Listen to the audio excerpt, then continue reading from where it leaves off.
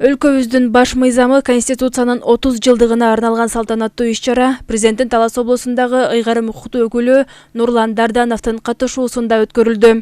Облус башчысы демократиялык өнүгүү, мыйзамдуулуктун бекемделиши, адам укуктары жана эркиндиктерин кынтыксыз сакталышын камсыздаган өлкө Конституциясынын 30 жылдыгына карата куттуктоосун жолдоду.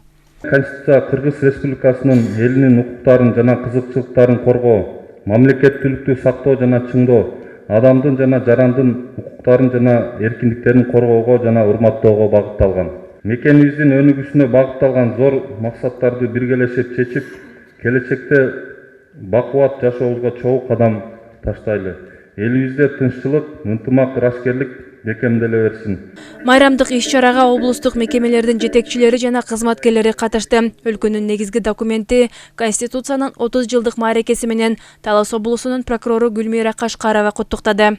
Конституциянын негизги миссиясы Кыргыз Республикасынын мамлекеттик суверендүүлүгү жөнүндө декларациясында каралган суверенитеттүү мамлекетти орнотуу жана дүйнөнүн саясий картасында көз карандысыз Кыргыз мамлекетинин пайда болушун мыйзамдуу түрдө жол жоболоштурган күндөн бери мына 30 жылдык тарыхты башыбыздан кечирдик. Баш мыйзамда Кыргыз Республикасынын эли эгемендиктин ээси жана мамлекеттик бийликтин жападан жалгыз булагы болуп саналат деп баса белгиленген.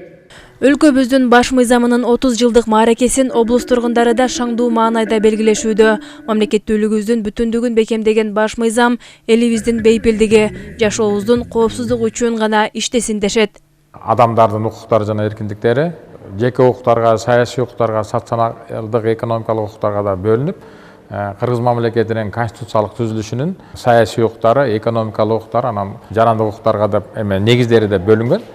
Негизинен ушул конституциябыз элибиздин өсүп өнүгүш үчүн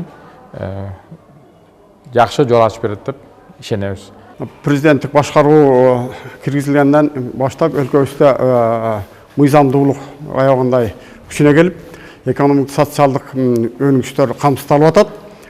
Бул абдан жакшы көрүнүш. Конституциябыз мындан ары да өлкөбүздүн өнүгүшү үчүн, элибиздин күлдө өнүгүшү үчүн кызматын кыла берсин. 5 май Конституция күнүнө арналган салтанат концерттик программа менен коштолуп, патриоттук чыгармалар жаңырды.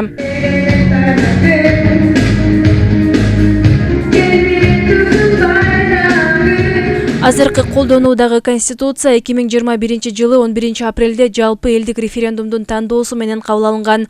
Азыркы Конституция 116 берене 5 бөлүмдөн турат. Анын ичинде конституциялык түзүлүш, мамлекеттин саясий түзүлүшү, элдердин саясий абалы, башкаруу органдарынын укуктары, сот бийлигинин укуктары сыяктуу негизги ченемдик актылары камтылган.